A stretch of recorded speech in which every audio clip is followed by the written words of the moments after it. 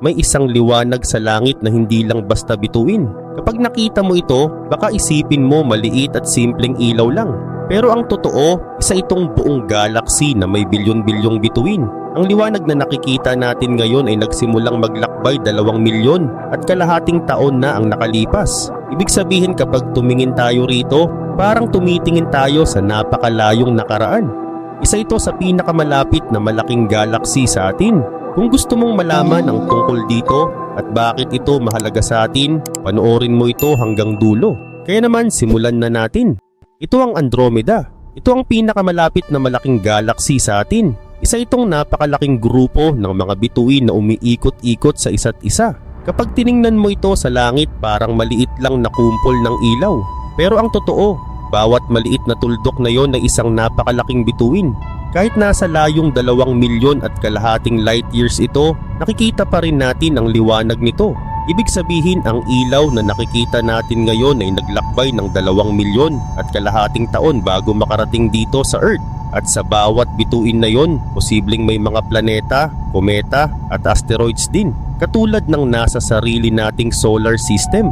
Ngayon mas malinaw na natin itong nakikita dahil mas maganda na ang mga teleskopyo natin kumpara noon. Ang Hubble Space Telescope ang kumuha ng pinakamalinaw at pinakadetalyadong larawan ng Andromeda. Hindi ito ordinaryong litrato. Dahil sa sobrang linaw nito, mas marami tayong nakitang bituin na dati ay hindi natin napapansin. Kapag tiningnan natin ang gitna ng Andromeda, makikita na sobrang daming bituin doon. Halos dikit-dikit na sila at parang wala ng pagitan. Ang Andromeda ay isang lugar na puno ng galaw.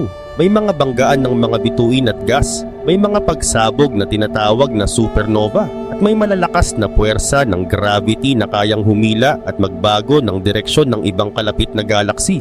At balang araw, kasama tayo roon. Dahil ang Andromeda at ang Milky Way ay unti-unting naglalapit sa isa't isa. Hindi ngayon lang nagsimula ang interes ng tao sa Andromeda. Mahigit 1,000 taon na natin itong inoobserbahan. Noong unang panahon, wala pang mga teleskopyo. Nakikita lang ito bilang isang maliit at malabong patch ng ilaw sa langit. Hindi pa alam ng mga tao noon na isa pala itong buong galaxy na hiwalay sa atin. Kalaunan, nang maimbento ang teleskopyo, mas lalo natin itong napag-aralan at naunawaan kung gaano ito kalaki at kalayo. Noong year 964, isang Persian astronomer na si Abd al-Rahman al-Sufi ang unang sumulat tungkol sa Andromeda. Ayon sa kanya, ang nakita niya ay parang isang malabong pahid ng ilaw sa langit. Hindi ito malinaw na bituin. Para lang itong maliit at malabong ulap na halos hindi maipaliwanag. At sa loob ng halos 700 taon pagkatapos noon, ganun pa rin ang tingin ng mga tao rito, malabo at misteryoso. Pagdating ng December 15, 1612, si Simon Marius ang unang tao na tumingin sa Andromeda gamit ang teleskopyo. Dahil doon mas malinaw na nila itong nakita. At mula roon nagsimula ng mas maintindihan ng tao na ang maliit na malabong ilaw na yon ay hindi lang basta ulap, kundi isang napakalaking bagay sa kalawakan. Unti-unti, mas marami pang detalye ang nakita ng mga astronomer. Noong 1764, opisyal itong inilista ni Charles Messier bilang M31. Kaya hanggang ngayon kilala rin ang Andromeda bilang Messier 31 o M31. Pagkalipas ng halos 100 taon, may isa pang taong tumulong para mas maintindihan natin ito. Si William Parsons, ang 3rd Earl of Rosse. Gumawa siya ng napakalaking teleskopyo na may lapad na 72 inches na tinawag na Leviathan of Parsonstown. Dahil sa teleskopyong iyon, mas malinaw nilang nakita na ang ilang nebula ay may spiral na hugis. Isa sa pinakamahalagang nakita niya ay ang spiral na hugis ng M51 na mas kilala ngayon bilang Whirlpool Galaxy. Dahil dito nagsimulang magtanong ang mga astronomer, ano ba talaga ang Andromeda? Isa lang ba itong ulap sa loob ng Milky Way? O isa itong hiwalay at buong galaxy na katulad ng sa atin? Noong 1888, isang amateur British astronomer na si Isaac Roberts ang nakakuha ng kauna-unahang litrato ng Andromeda. Sa litrato na yon, malinaw na nakita ang spiral shape nito. Pero kahit may litrato na, hindi pa rin sigurado ang mga scientist noon kung ano ba talaga ang Andromeda. Noong 1925, tuluyang nasagot ang tanong na iyon ni Edwin Hubble. Natuklasan niya ang Cepheid variable stars sa loob ng Andromeda. Dahil ang mga bituing ito ay standard candles, nagagamit niya ang mga ito para sukatin ang distansya. At doon niya nalaman na ang Andromeda ay hindi bahagi ng Milky Way. Isa itong hiwalay at napakalaking galaxy. May sarili itong mga bituin, sariling sistema at sariling espasyo. Simula nang mapatunayan ni Edwin Hubble na mas malawak ang universe kaysa sa Milky Way, napakarami na nating nadiskubreng galaxies. Pero kahit ganoon, may special pa rin tayong koneksyon sa Andromeda. Ito ang galaxy na unang nagpakita sa atin na hindi lang pala tayo nag-iisa sa kalawakan. Dahil malapit ito kumpara sa ibang galaxies, mas madali natin itong mapag-aralan. Nakikita natin ang hugis nito, ang spiral arms nito at ang distribusyon ng mga bituin sa loob nito. Sa maraming paraan, mas malinaw pa nga nating nakikita ang kabuuang itsura ng Andromeda kaysa sa sarili nating Milky Way. Dahil mahirap pag-aralan ang isang bagay kapag nasa loob ka mismo nito. Maraming interstellar dust sa pagitan natin at ng ibang bahagi ng galaxy. Ang alikabok na ito ay parang manipis na usok sa kalawakan. Kapag dumaan ng ilaw ng mga bituin dito, naaapektuhan ito. Minsan nagmumukhang mas mapula ang mga bituin kaysa sa tunay nilang kulay. Hindi dahil pula talaga sila, kundi dahil may alikabok na humaharang sa ilaw nila. Dahil din dito mas nahihirapan ang mga scientist na sukatin ng eksaktong distansya ng mga bituin at iba pang bagay sa loob ng galaxy. May mga detalye rin na natatakpan o nagiging malabo dahil sa tinatawag na foreground noise. Ibig sabihin may mga bagay sa harap na humaharang sa mas malalayong bahagi. Kaya kahit sarili nating galaxy ang Milky Way, hindi natin ito nakikita ng buo at malinaw. Mas madali nating makita ang kabuuang hugis ng Andromeda dahil nakikita natin ito mula sa labas. Sapat ang layo nito para makita natin ang buong hugis nito, ang gitna, ang spiral arms at ang kabuuang anyo nito. Pero sapat din ng lapit para mapag-aralan natin ang mga bituin sa loob nito ng mas detalyado. Maraming beses nang sinilip ng iba't ibang teleskopyo ang Andromeda Galaxy. May mga teleskopyo dito sa Earth at may mga space telescope din. Tiningnan ito sa iba't ibang anggulo, iba't ibang linaw ng larawan at iba't ibang uri ng ilaw. May nakikita sa normal na liwanag, may sa infrared at may sa ultraviolet. Pero noong January 16, 2025, may inilabas na larawan ng Hubble na talagang nagtaas ng standard. Matapos ang 10 taon ng masusing pag-oobserba, nakabuo ang Hubble ng pinakamalaking photomosaic ng Andromeda na nagawa kailanman. Mahigit 1,000 orbit ng Hubble sa paligid ng Earth ang ginamit para makumpleto ito. Pinagdugtong-dugtong ang higit 600 magkakahiwalay na larawan para mabuo ang isang napakalaking imahe. Ang final image ay may 2.5 billion pixels. Sa sobrang detalye nito, makikita ang milyon-milyong individual na bituin sa loob ng Andromeda. Ito ang pinaka-detalyado at pinaka-kompletong view ng Andromeda na nakita natin hanggang ngayon. Sa larawang ito, makikita ang Andromeda na halos patagilid mula sa pananaw natin dito sa Earth. Nakatagilid ito ng 77 degrees. Ibig sabihin, hindi natin ito nakikita mula sa itaas. Para natin itong nakikita ng bahagyang nakatagilid. Sa larawan, ang northern region ay nasa kanan at ang southern region ay nasa kaliwa. Ayon sa mga astronomer, maaring may hanggang 1 trilyong bituin sa loob ng Andromeda. Mas marami pa yon kaysa sa bilang na kaya nating isipin agad. At sa sobrang dami ng mga bituin na yon, mas lalo nating nauunawaan kung gaano kalaki at kahalaga ang Andromeda sa ating pag-aaral ng universe. Pero karamihan sa mga bituin sa Andromeda ay masyadong mahina ang liwanag para makita, kahit ng isang makapangyarihang teleskopyo tulad ng Hubble. Napakalayo kasi ng galaxy na ito, kaya hindi lahat ng bituin ay kayang makita ng malinaw. Gayunpaman, nagawa pa rin ng Hubble na malinaw na ma-resolve ang humigit kumulang 200 milyong bituin. Bawat isa sa mga iyon ay isang hiwalay na araw. Posibleng may mga planetang umiikot sa paligid nila at maaaring may sarili silang sistema. At sa unang pagkakataon, hindi na lang natin sila nakikita bilang isang malabong liwanag, kundi bilang magkakahiwalay na mga bituin. Ngayon nakikita na natin ang marami sa kanila bilang magkakahiwalay na bituin, mga totoong araw sa loob ng isang napakalaking galaxy. Nakikita na natin ang mga ito bilang individual na mga bituin, mga tunay na bahagi ng isang napakalaking cosmic city na patuloy na umiikot, gumagalaw at nagbabago sa loob ng milyon-milyong taon. Sa dami ng bituing naitala, ito na ang pinakadetalye at pinakamalawak na larawan ng kahit anong galaxy na nakuha natin hanggang ngayon. Dahil sa malinaw na census o pagbibilang na ito ng pinakamalapit nating kapitbahay, mas naunawaan ng mga scientist ang nakaraan ng Andromeda, kung paano ito nabuo at nagbago sa paglipas ng panahon.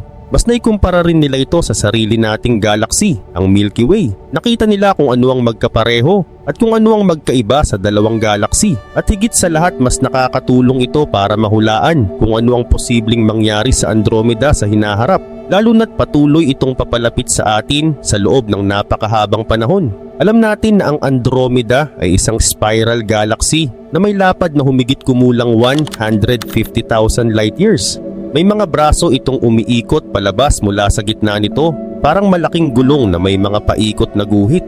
Sa loob ng mga spiral arms na ito matatagpuan ang tinatawag na star-forming disk. Dito nabubuo ang mga bagong bituin. Makikita sa mga larawan ang mas maliwanag at minsan ay bahagyang bughaw na bahagi, senyales na may mga batang bituin na bagong nabuo. Pero kahit spiral galaxy ito, marami sa mga katangian nito ang kakaiba. Halimbawa, mas malaki ito ng kaunti kaysa sa Milky Way. Iba rin ang distribusyon ng ilang uri ng bituin sa loob nito. May mga bahagi na tila mas aktibo sa pagbuo ng bituin at may mga bahagi namang mas tahimik. Dahil sa bagong high-resolution image mula sa Hubble, mas malinaw nating nakikita ang mga detalyeng ito. Unti-unti, mas naiintindihan natin kung paano nabubuo ang mga bituin sa loob ng Andromeda at kung bakit medyo naiiba ang kwento nito kumpara sa sarili nating galaxy. Noong 2015, natapos ang isang malaking proyekto na tinatawag na PHAT o Panchromatic Hubble Andromeda Treasury. Sa proyektong ito, ginamit ang Hubble Space Telescope para kuhanan ng napakadetalyadong larawan ng Andromeda.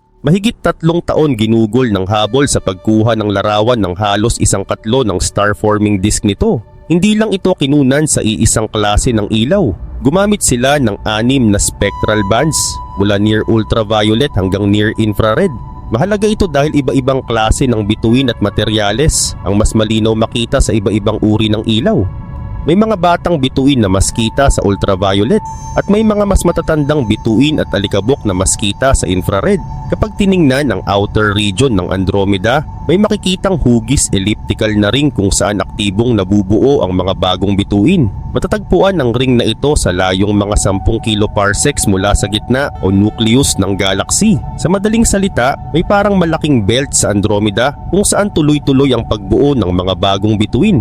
Sa ilang bahagi ng star-forming ring, mapapansin na ang mga bituin doon ay mas bata kumpara sa karamihan ng ibang bituin sa paligid. Hindi lang iyon, mas metal-rich din sila. Sa astronomy, ang salitang metals ay hindi lang tumutukoy sa bakal o ginto. Ang ibig sabihin nito ay lahat ng element na mas mabigat kaysa hydrogen at helium. Kapag sinabing mas metal-rich ang isang bituin, ibig sabihin mas marami itong mabibigat na element. Ipinapakita nito na nabuo ito mula sa materyales na napagdaanan na ng maraming henerasyon ng bituin. Habang mas nag-zoom ka sa image, mas lumilitaw ang bawat individual na bituin. Sobrang dami nila. Ayun mismo sa Hubble team, kapag tiningnan mo ang larawan, para raw silang buhangin sa tabing dagat sa sobrang siksik. At bawat butil na yon ay isang tunay na bituin, isang araw sa loob ng napakalaking galaxy. Ganito kagrabe ang resolution ng mga bagong larawan. Pero ang malaking ring sa Andromeda ay isa sa mga bagay na matagal nang palaisipan sa mga astronomer. At hindi lang iyon ang kakaiba. Noong 2006, gamit ang infrared array camera ng Spitzer Space Telescope, may natuklasan pang isa pang ring, mas maliit at mas malapit sa gitna ng galaxy. Ang inner dust ring na ito ay nasa layong mga kalahating kiloparsec mula sa sentro.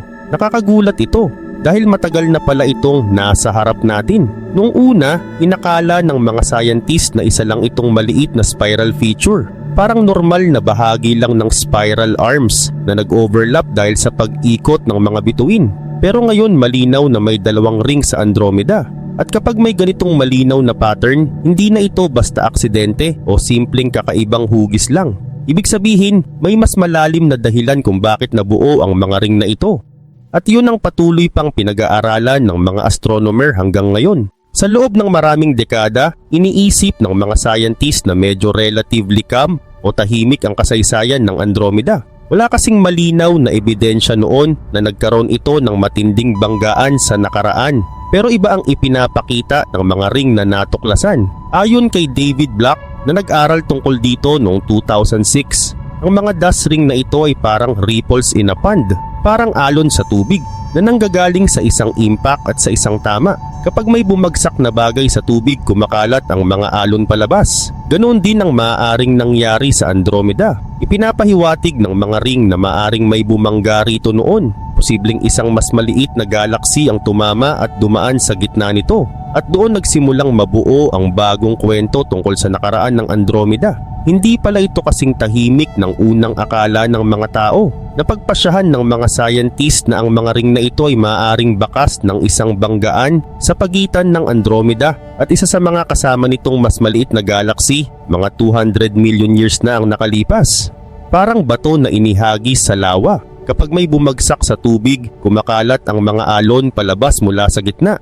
Ganon din ang maaaring nangyari sa Andromeda. Pero imbes na tubig, mga bituin, gas at alikabok sa kalawakan ang gumalaw at naapektuhan. Dahil sa impact na yun, nagkaroon ng mga alon o ripples sa loob ng galaxy. Sa paglipas ng panahon, ang mga ripple na ito ang naging mga ring na nakikita natin ngayon. Ibig sabihin, hindi pala tahimik ang nakaraan ng Andromeda. Nagkaroon ito ng mga banggaan, mga pagbangga ng galaxy sa galaxy. At ang mga ring na nakikita natin ngayon ay parang mga marka, mga bakas ng isang sinaunang cosmic crash na patuloy pa ring pinag-aaralan at iniintindi ng mga scientist hanggang ngayon. Ayon kay David Black at sa kanyang team, ang posibleng suspect sa banggaang ito ay ang dwarf galaxy na Messier 32. Sa ngayon, makikita na ang Messier 32 bilang isang maliwanag pero medyo malabong kumpol ng mga bituin malapit sa Andromeda. Nasa layong mga 5 kiloparsecs lang ito mula sa sentro ng galaxy. Para masigurado ang teorya, gumawa ang mga researcher ng numerical simulations, parang computer reenactment ng posibleng nangyari. Sinubukan nilang i-model kung ano ang mangyayari kung may head-on collision o diretsong banggaan sa pagitan ng Andromeda at Messier 32. At ang resulta nito ay sa simulation, lumabas ang parehong dalawang ring na nakikita natin ngayon sa Andromeda. Hindi lang yun, may kapansin-pansing butas sa outer ring. Parang may bahagi na naputol dahil nag-overlap ito sa spiral arm ng Andromeda. At pati ang detalyeng iyon nagawa ring ma-recreate ng simulation. Ibig sabihin, hindi lang ito haka-haka. May matibay na ebidensya na ang mga ring sa Andromeda ay bakas ng isang sinaunang banggaan. Isang cosmic crash na nag-iwan ng marka na nakikita pa rin natin hanggang ngayon. Simula noong 2006 na inilabas ang pag-aaral tungkol sa mga ring, marami ang naniwalang iyon na ang buong kwento ng trauma ng Andromeda. Pero mali pala. Dahil sa tulong ng Hubble Space Telescope, mas marami pang lihim ang lumabas. Ang napakalaking image na inilabas noong 2025 ay hindi lang galing sa PHAT survey, Panchromatic Hubble Andromeda Treasury. Pinagsama rin dito ang resulta ng FAST survey, Panchromatic Hubble Andromeda Southern Treasury. Kung ang PAT ang tumingin sa malaking bahagi ng star-forming disk ng Andromeda, ang FAST naman ang nag-focus sa southern region nito mula 2021 hanggang 2024. Dahil sa PHAST, nadagdagan pa ng humigit kumulang 90 million stars ang bilang sa census. At mas lumawak ang saklaw ng pag-aaral mula sa isang katlo ng disk, naging halos 2/3 ng star-forming disk ng buong galaxy ang nasuri. Ibig sabihin, mas kumpleto na ngayon ang larawan natin ng Andromeda kaysa dati. At habang mas dumarami ang bituing nabibilang at napag-aaralan, mas lumilinaw na ang kasaysayan nito ay mas komplikado kaysa sa unang akala ng mga scientists. Bakit kailangan pagtuunan ng pansin ng southern region? Napansin ng mga scientists na hindi magkapareho ang dalawang bahagi ng Andromeda. Mas magulo ang southern region kumpara sa hilaga. Mas maraming bakas ng kaguluhan at mas maraming peklat ng nakaraan. Sa madaling salita, tila mas marami itong naranasang banggaan o pakikipag-ugnayan sa ibang galaxy. May isang napakalaking feature sa Andromeda na tinatawag na Giant Southern Stream. Isa itong mahabang guhit ng mga bituin na parang bakas sa paligid ng galaxy. Halos hindi ito makita sa karaniwang Hubble image dahil mahina ang liwanag nito. Pero sa mas malalalim na obserbasyon, malinaw na isa itong mahalagang ebidensya na may dating dumaan o bumangga na mas maliit na galaxy sa Andromeda. Ang stream na ito ay mga bituing nahila at nagkalat dahil sa malakas na gravity noong banggaan. Isa ito sa pinaka-importanting piraso ng puzzle tungkol sa nakaraan ng Andromeda. Tinatawag itong Giant Southern Stream o GSS. Ang GSS ay isang napakahabang daloy ng mga bituin na umaabot ng humigit kumulang 150 kiloparsecs mula sa southern disk papunta sa halo ng Andromeda. Para itong bakas ng isang mas maliit na galaxy na dahan-dahang hinila at pinaghiwa-hiwalay ng malakas na gravity ng Andromeda. Isipin mo na lang na may maliit na galaxy na napalapit ng sobra. Dahil sa sobrang lakas ng gravity ng Andromeda, unti-unti itong nabunot o nabalatan ng mga bituin. Habang tumatagal, nagkalat ang mga bituing iyon at bumuo ng isang mahabang trail, parang guhit sa likod ng galaxy. Ang kakaiba sa GSS, halos wala itong gas. Ang mga bituin dito ay tinatawag na cold, hindi dahil malamig sila sa literal na pakiramdam, kundi dahil hindi sila bahagi ng isang aktibong banggaan ngayon. Hindi sila naglalabas ng malakas na radiation mula sa shock o friction. Sa madaling salita, ang GSS ay parang tahimik na bakas ng isang dating banggaan, isang malinaw na ebidensya na may mas maliit na galaxy na minsang nilamon o hinila ng Andromeda. Sa loob ng Giant Southern Stream, ang mga bituin ay hindi nagsisiksikan. Hindi rin sila nagbabanggaan. Kanya-kanya silang galaw, pero lahat sila ay kontrolado pa rin ng gravity ng Andromeda Galaxy. Ibig sabihin, hindi ito parang traffic na nagkakabanggaan. Mas maayos at tuloy-tuloy ang galaw nila. Parang mga marble na gumugulong sa magkakahiwalay at makinis na daan. Walang banggaan at walang sagabal.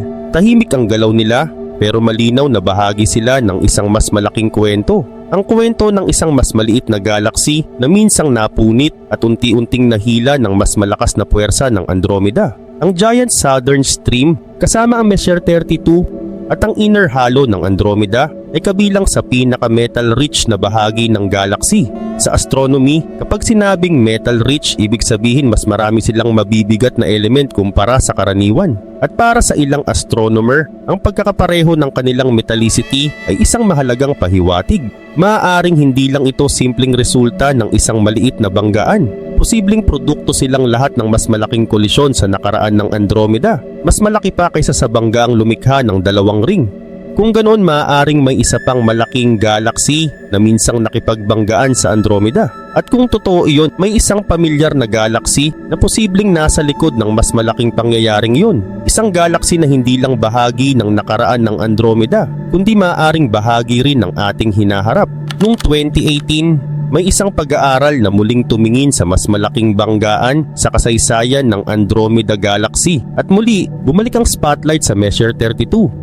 Pero hindi lang sa M32 na nakikita natin ngayon, kundi sa mas sinaunang version nito. Ayon sa mga cosmological simulations, mga computer model na ginagaya ang pagbuo at paggalaw ng mga galaxy, mas malamang na ang totoong biktima noon ay isang mas malaking galaxy na tinatawag ng mga researcher na M32P.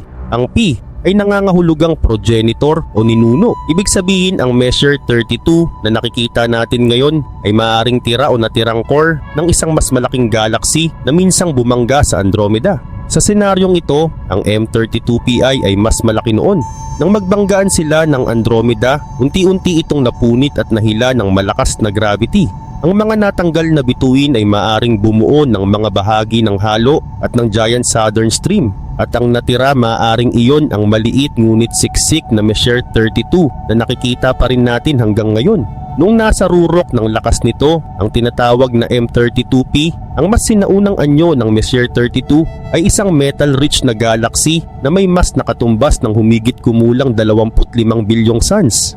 Ibig sabihin, parang 25 bilyong araw ang bigat nito. Pinaniniwalaang nagsanib ito sa Andromeda mga 5 hanggang 2 bilyong taon na ang nakalipas. Habang nagaganap ang merger, unti-unting hinigup ng mas malakas na gravity ng Andromeda ang gas ng M32P. At kapag maraming gas ang nagsama-sama sa isang galaxy, may mahalagang nangyayari. Ang gas ay nagko-collapse at nagiging bagong mga bituin. Sa madaling salita, ang banggaang iyon ay hindi lang basta pagkasira. Nagdulot din ito ng bagong pagbuo ng mga bituin sa Andromeda. Kaya ang ilang metal-rich na bituin at istruktura na nakikita natin ngayon ay maaaring bakas ng malaking merger na iyon.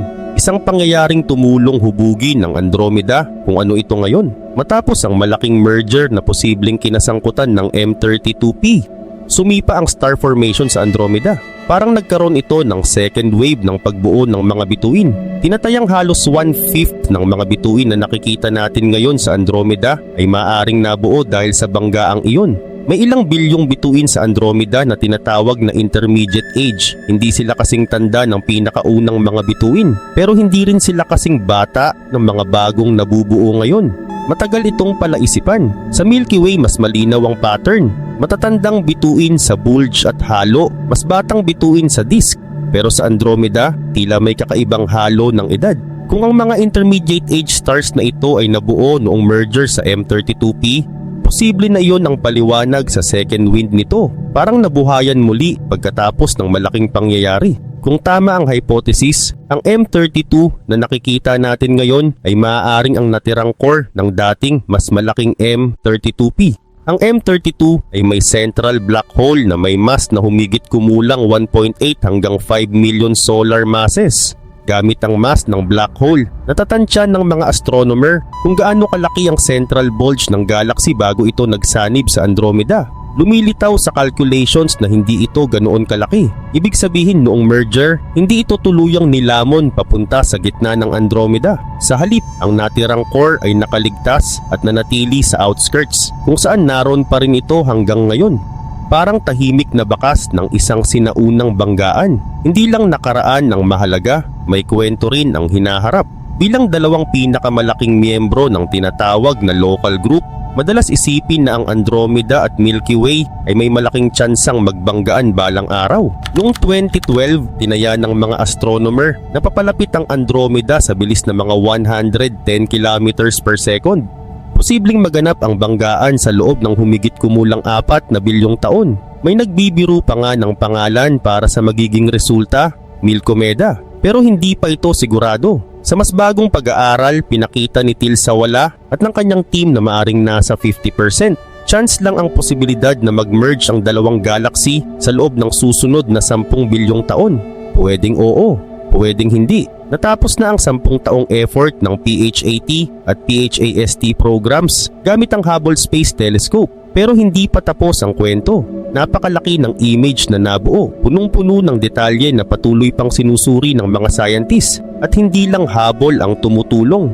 May mga bagong larawan rin mula sa Chandra X-ray Observatory na nagpapakita ng supermassive black hole sa gitna ng Andromeda sa mas malinaw na paraan. Bawat bagong obserbasyon ay parang dagdag na piraso ng puzzle. Unti-unting nabubuo ang mas kumpletong kwento ng Andromeda mula sa marahas nitong nakaraan hanggang sa posibleng hinaharap nito. Sa huli, ang Andromeda ay hindi lang kwento ng isang malayong galaxy.